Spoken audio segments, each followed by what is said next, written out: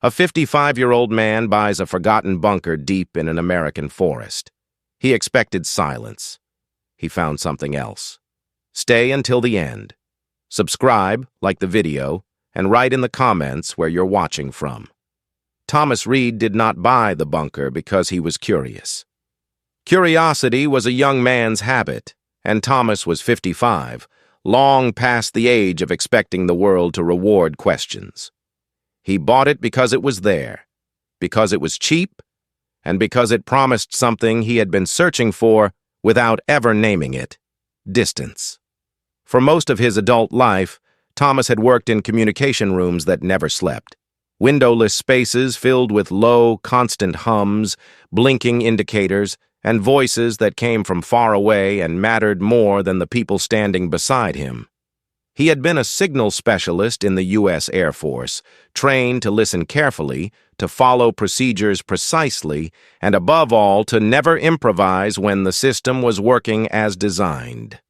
When he retired, there had been a ceremony, a plaque, a handshake that felt lighter than it should have. After that, the world had gone quiet in a way he had not been prepared for. At first, he stayed in his house on the edge of a small city, tried to keep routines, mornings at the same hour, coffee measured the same way, news playing softly in the background, even when he wasn't listening. But the silence crept in anyway, not the peaceful kind, but the hollow kind that made rooms feel larger than they should. Friends drifted away. Conversations shortened. Eventually, he realized he was spending entire days without speaking to another person, and when he did speak, his voice surprised him. Selling the house felt less like a decision and more like admitting the truth. He did not need space. He needed fewer reminders. He packed what mattered, left behind what didn't, and began searching for something temporary, something inexpensive, something that did not ask him who he was or what he planned to do next. That was how he found the listing. It appeared late one evening, buried beneath pages of properties no one wanted.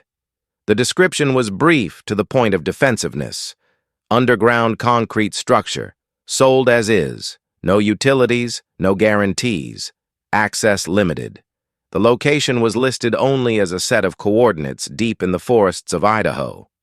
There were no photographs at first, just text that seemed carefully chosen to say as little as possible.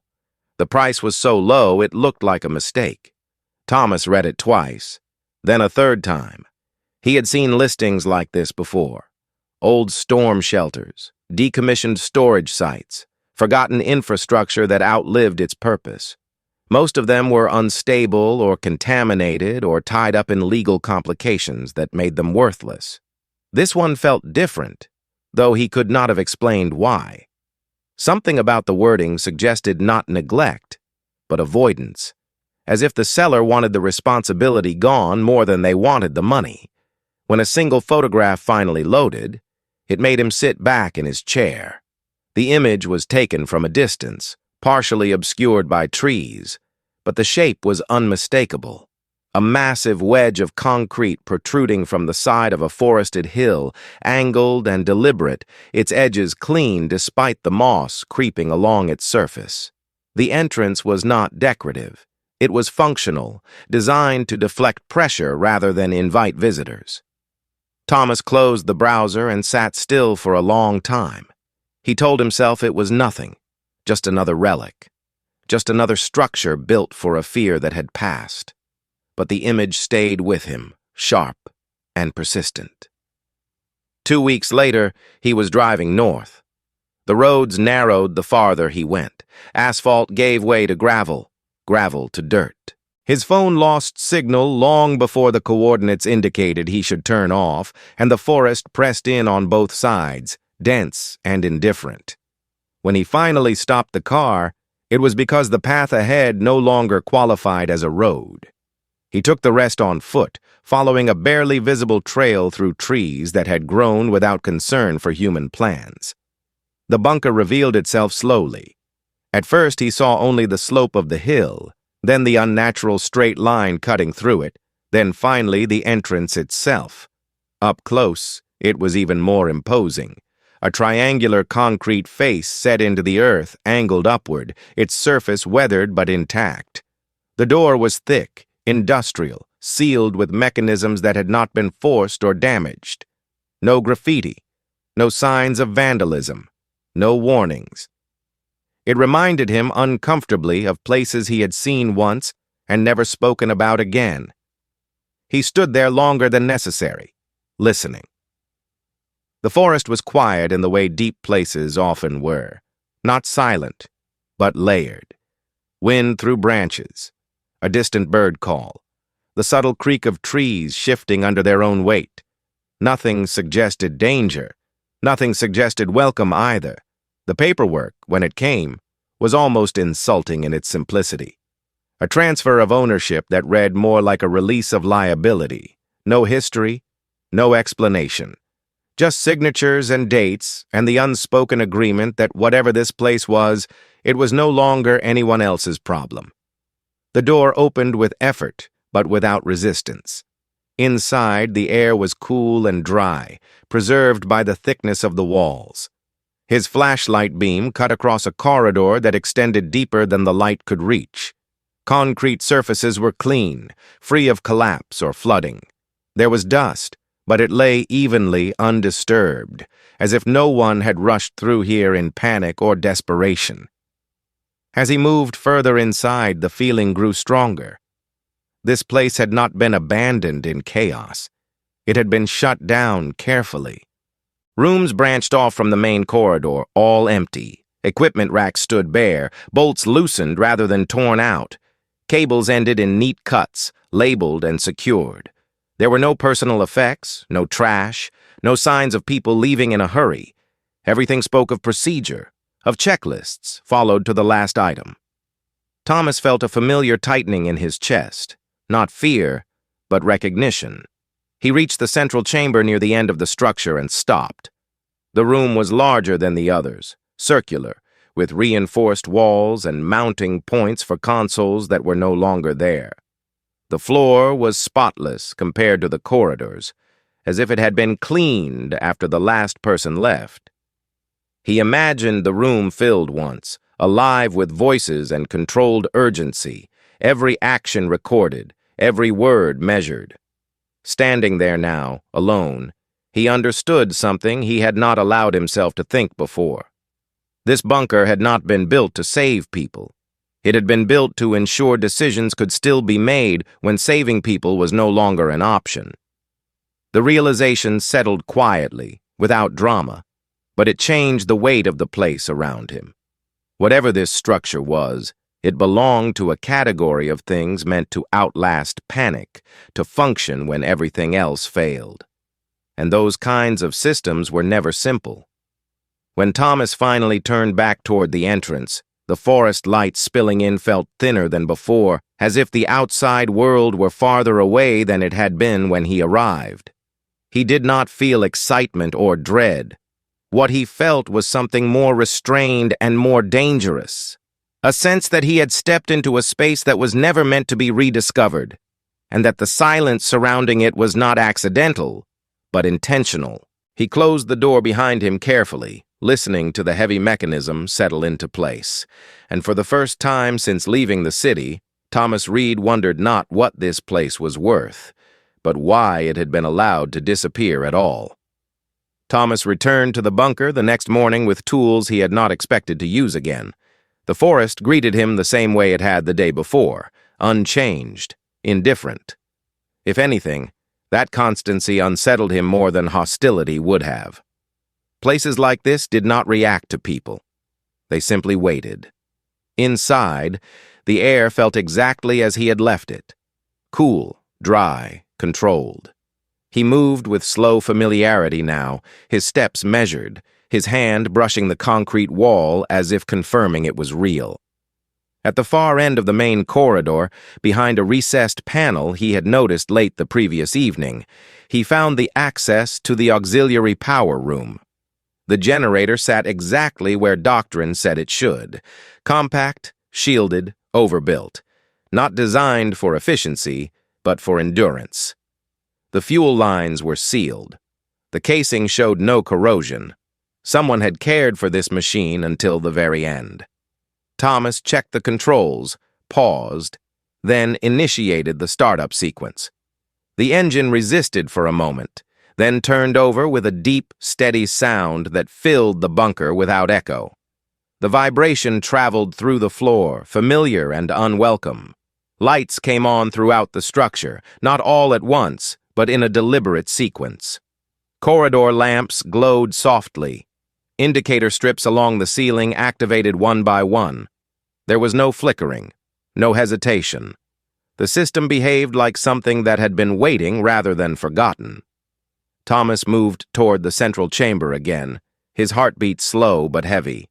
Consoles that had been dark before now revealed themselves in the dim glow. Screens powered up with muted colors, their resolution dated but functional. Analog meters twitched, then settled into stable ranges. The hum of ventilation engaged, subtle and precise. One screen at the far console displayed a single line of text. Aero 9, Nov, 1987. Thomas stared at it longer than he intended. The date did not blink. It did not update. It sat there, absolute and unchallenged, as if the years since had never happened. He felt the memory of that time rise unbidden. Drills that lasted hours, messages delivered in clipped tones, the unspoken understanding that everything depended on systems working exactly as designed. He navigated the interface carefully, following logic that had been drilled into him decades earlier. Menus opened without resistance. Status panels revealed layered information, some of it obsolete, some of it disturbingly current. Satellite links listed as dormant, ground relays marked inactive, redundant channels marked as standing by. This was not a command center in the conventional sense. There were no targeting systems, no launch protocols displayed. Instead, the focus was on confirmation, verification, continuity. The bunker's purpose became clearer with every screen. It had been designed to answer one question and one question only. Did the world still exist? Sensors monitored electromagnetic silence. Communication channels waited for acknowledgments that never came. The system compared inputs, weighed probabilities, and held its position in a state of permanent suspension. It did not assume peace. It did not assume destruction. It waited for a human judgment to break the deadlock. Thomas leaned back in the chair, the weight of the realization pressing into him. This place was not about initiating action. It was about preventing irreversible action from happening automatically. A final safeguard, built for a moment when there might be no one left to give an order, but consequences would follow regardless. A soft tone sounded, almost polite. On the primary display, a message appeared, awaiting final authorization. The words were simple. The meaning was not. Thomas felt a chill that had nothing to do with the bunker's climate control. The system was not asking for a launch code. It was not demanding obedience. It was waiting for someone qualified to decide whether silence meant annihilation or survival. He reviewed the logs next. The last recorded interaction dated back decades, ending abruptly without a formal shutdown sequence. The war had cooled. Governments had changed. Treaties had been signed. But somewhere in the layers of bureaucracy, this node had been forgotten or intentionally omitted. No one had returned to tell it. The world had stepped back from the edge. The system had done exactly what it was built to do. It had waited. Thomas powered down the auxiliary screens and sat in the quiet hum, his hands resting on his knees. He told himself he could walk away. The generator could be shut down. The door sealed again. The bunker would return to silence, a relic buried under trees and neglect. But he knew better. This was not a passive thing. Systems like this were designed to notice changes, to test conditions, to check for responses. Leaving it half awake was not an option, and now that it had been activated, it was no longer invisible. As if in confirmation, a secondary channel indicator pulsed faintly on the edge of the console. A diagnostic signal, weak but present. Thomas watched it for several minutes, his mind working through possibilities. It could be residual noise, atmospheric interference, or it could be something else entirely. He shut down the generator, and the lights dimmed in reverse order, the bunker sinking back into shadow. The silence that followed was heavier than before, no longer neutral. When he stepped outside, the forest light felt harsher, less forgiving. He stood at the entrance and looked back once more at the concrete wedge set into the hill. What he had uncovered was not a weapon. It was a responsibility that had never been formally transferred. As he walked back toward his car, Thomas understood something with growing certainty. The Cold War might have ended for the world above, but deep beneath the forest, one system had never received the message. Thomas did not return to the bunker immediately after shutting the system down. He spent the night in his car, parked a short distance away, listening to the forest breathe. Sleep came in fragments. Each time he closed his eyes, he saw the date on the screen, fixed and unmoving, as if time itself had stopped out of obligation.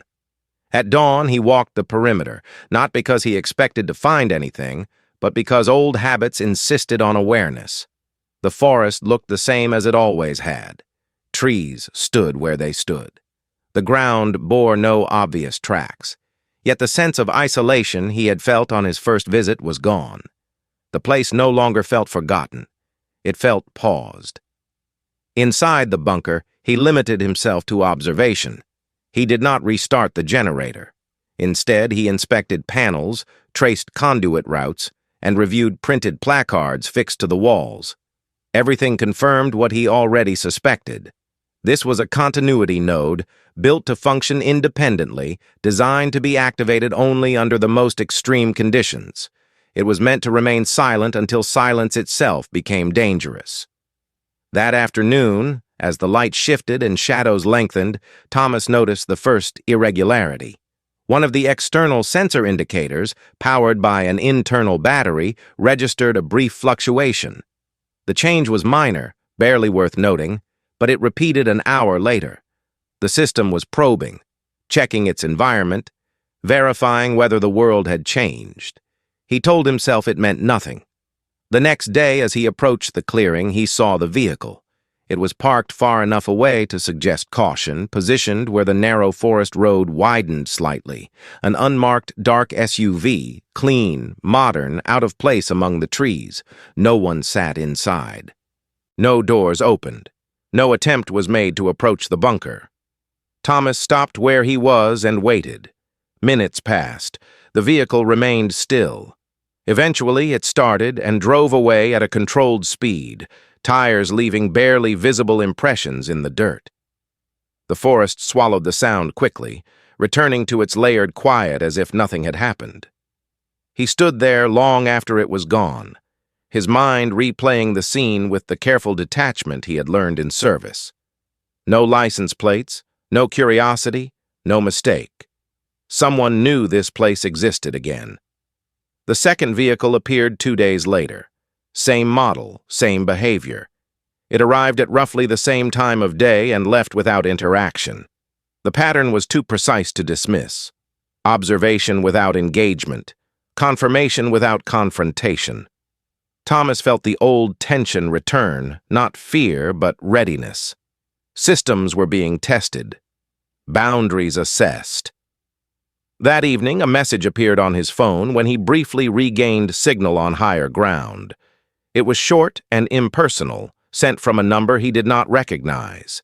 It referenced the property indirectly, mentioned legacy infrastructure, and suggested a conversation might be beneficial for all parties involved.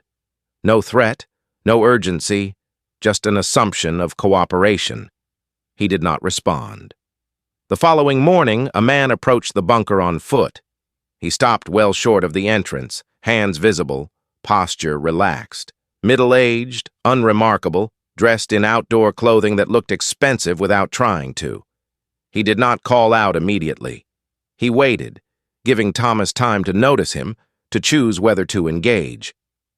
Thomas stepped into view but did not invite him closer. The man spoke calmly, his tone professional without being official. He acknowledged that the property Thomas had purchased was unusual. He explained that certain structures, while decommissioned, carried complications best handled quietly. He mentioned compensation. Not a figure, just the concept, delivered as if it were obvious. Thomas listened without interrupting. The man went on, careful never to name an agency or a department. He framed the situation as a matter of responsibility rather than control. Some systems, he said, were never meant to be reactivated. Some doors, once opened, attracted attention that could not easily be dismissed. Thomas asked one question. How did you know it was active? The man smiled slightly, a reflex rather than an expression of humor. Certain indicators, he said, were monitored as a matter of routine, not watched exactly, just checked from time to time to ensure they remained quiet. Thomas declined the offer. The man accepted the refusal without visible reaction. He reminded Thomas gently that properties like this often came with obligations their owners did not anticipate. He left a number, not the one used to send the message, and walked back into the trees without looking behind him. That night, Thomas returned to the central chamber and restarted the generator. The system came online smoothly as before. The date remained unchanged. The message returned to the main display, awaiting final authorization. He monitored the channels more closely this time. Subtle activity registered across several dormant links. Nothing aggressive, nothing overt. Just enough to indicate that the system's presence was no longer entirely theoretical. He realized then that the bunker was not simply waiting for him to act. It was forcing a convergence. As long as it remained in this state, others would continue to test its boundaries. The longer it stayed unresolved, the more valuable it became to those who understood what it represented. Thomas sat alone in the hum of machinery that had outlived its era, and the weight of the situation settled fully on him. He had not gone looking for this responsibility. He had purchased concrete and silence, not authority. But systems like this did not care about intention. They responded to capability, to knowledge, to the simple fact that someone was present who could understand them. The Cold War had trained men to wait for orders. It had trained systems to wait for confirmation. Now, decades later, one system had found itself with a human again, and the world beyond the forest had noticed. As he shut the generator down once more, Thomas understood that the question was no longer whether he would be involved. The question was how long he could delay making a choice that had been postponed since 1987. The night settled over the forest without ceremony. There were no signs, no warnings, no sudden changes to announce that something final was approaching. The bunker rested in the hillside as it always had, a shape built to outlast urgency. Thomas sat inside the central chamber, the generator running, the low hum steady and contained. It was the same sound he had heard countless times in other places, other years, when decisions were theoretical and consequences were abstract. The main display glowed softly in front of him, awaiting final authorization. He no longer reacted to the words with shock. They had become a presence, a fixed point around which everything else now revolved. He understood the system well enough to know what it was and what it was not. It would not launch anything. It would not escalate. It would simply continue to wait, to test, to signal its unresolved state to those who still knew how to listen. That was the danger. As long as the system existed in this suspended condition, it invited attention. It created leverage. It offered the illusion of control to anyone willing to claim it. The longer it remained active, the more likely it was that someone would decide to use it, not as intended, but as a bargaining chip, a pressure point, a reminder of how close the world had once come to ending itself. Thomas rested his hands on the edge of the console and closed his eyes briefly. He did not think about politics or history. He thought about procedures, about the way systems were designed to fail safely if they were designed well at all, about the reason this node had existed in the first place. It had been built for a moment when no clear command remained, when silence could mean destruction or survival, depending on how it was interpreted. The system had been created to prevent an automatic answer to an ambiguous world. But ambiguity had become permanence. He navigated through the interface with deliberate calm. Each screen responded as expected, confirming that he was authorized to proceed. The system did not recognize rank or title anymore. It responded to sequence, to correct input, to the logic of continuity.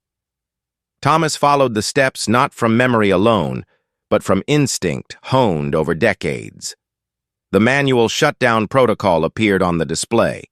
The language was precise, neutral, devoid of emotion. Initiating this process would terminate autonomous monitoring. All external signaling would cease. The node would transition to inert status pending physical decommissioning. There would be no automatic restart, no conditional triggers, no exceptions. The system required confirmation at every stage. The first prompt asked him to verify environmental assessment. Thomas acknowledged it. The second required confirmation that no verified hostile exchange was in progress. He acknowledged that too. Each step forced him to pause, to consider, to affirm that the world above had not crossed the line this bunker had been built to watch. At one point, the screen held for longer than before, as if the system itself were weighing his input. He waited. The next prompt appeared. Proceeding will remove final continuity oversight. Thomas felt the weight of that sentence more than any other. This node had been the last unanswered question left over from a time when uncertainty ruled policy. Ending it meant trusting the present world not to need such a safeguard anymore. It meant accepting that no hidden mechanism should continue to judge silence on humanity's behalf. He confirmed. The shutdown sequence began.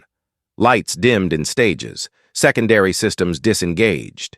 External channels closed one by one, their indicators fading until only the core interface remained. The hum of the generator softened as load decreased. The bunker felt as if it were exhaling, releasing a tension it had held for decades. The final message appeared briefly on the screen. Status acknowledged. Then the display went dark. The generator powered down smoothly, the sound tapering off until silence filled the chamber completely. Not the layered silence of the forest, but a deeper one, the silence of a system that would never speak again. Thomas remained seated for a long moment, listening to nothing. He waited for alarms, for delayed responses, for some sign that the world objected to what he had done. Nothing came. When he stood and made his way back toward the entrance, his movements felt heavier, but also simpler. The corridor lights were off now, and he used his flashlight, the beam cutting across concrete that was once again just concrete. No indicators, no signals, no responsibilities embedded in circuitry. He opened the door and stepped outside as the first light of morning filtered through the trees. The forest looked unchanged. The air was cold and clean. Birds moved cautiously among the branches, indifferent to what had occurred beneath their feet. Thomas stood at the entrance and looked back once, at the bunker now sealed and inert. To anyone else, it would remain what it had appeared to be from the start. A forgotten structure. A relic. An object built for a fear that no longer defined the world. No one would mark this moment. No report would be filed. No record would note that a system designed to judge silence had finally been told that silence no longer meant the end.